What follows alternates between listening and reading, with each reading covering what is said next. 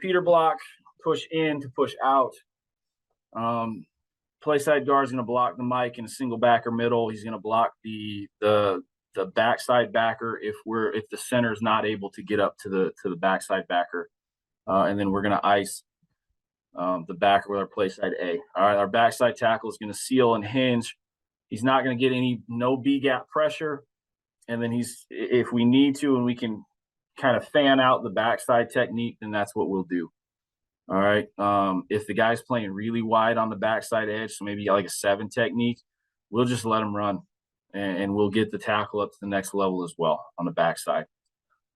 All right. So backfield action. This is kind of what it looks like. Quarterback's going to take the snap. He's going to step into the backside A gap. He's going to push the ball all the way back into the B-back's chest. The B-back is going to step with his opposite foot. So in this case, we're running midline to the right. So for us, we would call that 12.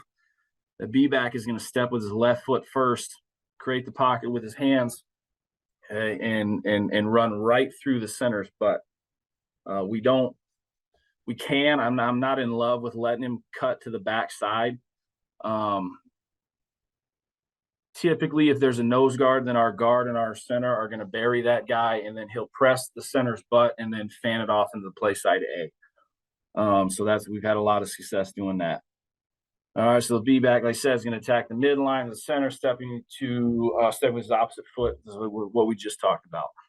All right, so as far as backfield action goes,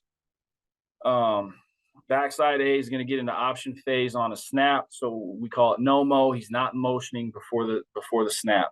We don't want to give him any pre-snap keys, but that motion is important because sometimes there'll be one unblocked defender. Typically, the pitch defender that we don't have a guy to block for. So as long as that dude's running hard and fast at the snap, that kid has no choice but to come up and defend the pitch. And so that gives us a lot of success. Are you guys still able to see all that? All right. And then our play side A, like I said earlier, is stepping with his inside foot. He's going to insert, so we call it ice. So you're going to ice block the inside backer. If it's a single backer middle, so maybe it's a 3-3 stack, a 4-3, depending on where those play side backers are, the guard's going to take the mic, and our A might actually go into the B gap and then block out on a guy that's lined up either stacked or outside the defensive end. Kind of depends on where they're aligning. All right, and the perimeter rules is both wide receivers block deep defender. So whoever that would be, 9 times out of 10, it's going to be the corner. They're going to press hard to the outside. The first guy that drops and runs with them, we're going to block that guy. We're going to run them off at least, get the corners out of there. All right, so like I was saying earlier, so you got some drone footage, some still shots of defensive fronts of how people are trying to defend us. So in this case, we're reading this guy right here, the defensive end, all the way standing up to the right. First guy on to outside the play side guard. So there isn't anybody on the play side guard, so it goes to the next guy. All right, our tackle is going to peter out. So we've got that hanger outside here. So he's going to step vertically. He's going to step vertically, and he's going to block that outside backer, leaving this guy to be the read. All right, and then our A-back is going to step to the inside, block the play side inside backer. And because there's a nose, our guard and our guard and our center got to double the 0, work into the backside or anybody that scrapes over the top. On the snap, number 7 here is going to run late and fast to try and hold this safety, get him outside, create a running angle for our quarterback or our B-back, whichever guy has the football. All right, so we get a 4-man front. First guy head up to outside the play side guard is the read. So the dude circled here is the guy that we're leaving untouched. Our guard, this is a 2-backer middle. He's going to go block the backside backer. Okay, so he's going to climb vertically right over the center's head. That guy's going to scrape over the top. We're going to wind up blocking him right there. We're going to Peter block the defensive end, step in to push out. And then our A-back is going to ice through the B gap on that unblocked backer right on his head. Late and fast motion around. And hopefully we've got a play there. All right, so now a 5-man front. First guy on to outside the play side guard is going to be this 5 technique. So the dude circled. Again, the tackle is going to Peter block. He's going to block the next guy outside. So that hanger, that stand-up 7 technique out there. Play side A is going to ice underneath through the B gap. We do have a 0 technique, so we're going to double that and work to the backside backer.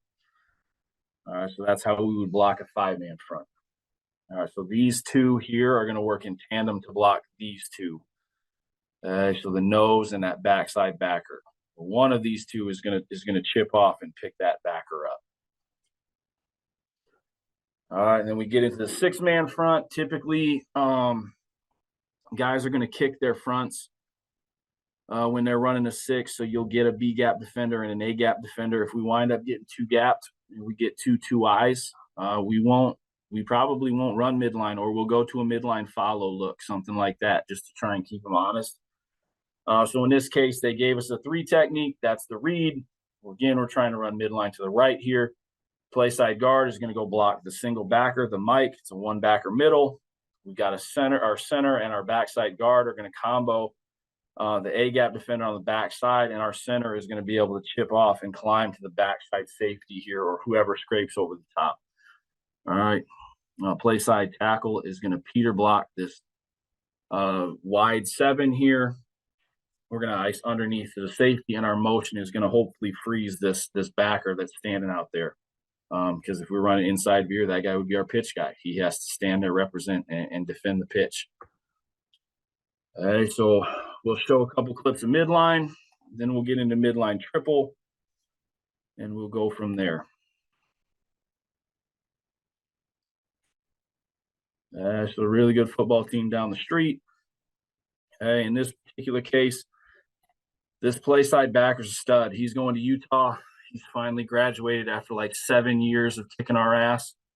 I feel like I've been playing him since he was in the 4th grade, but he's finally graduated. So what we're trying to do in this case, they're playing their safety at like 14 yards. We're not even going to worry about the safety. We want to get 2 guys on that backer, have the motion guy account for this outside backer standing here in the red socks. So we're running midline to the left. Well, that's inside veer, fellas. Idiot.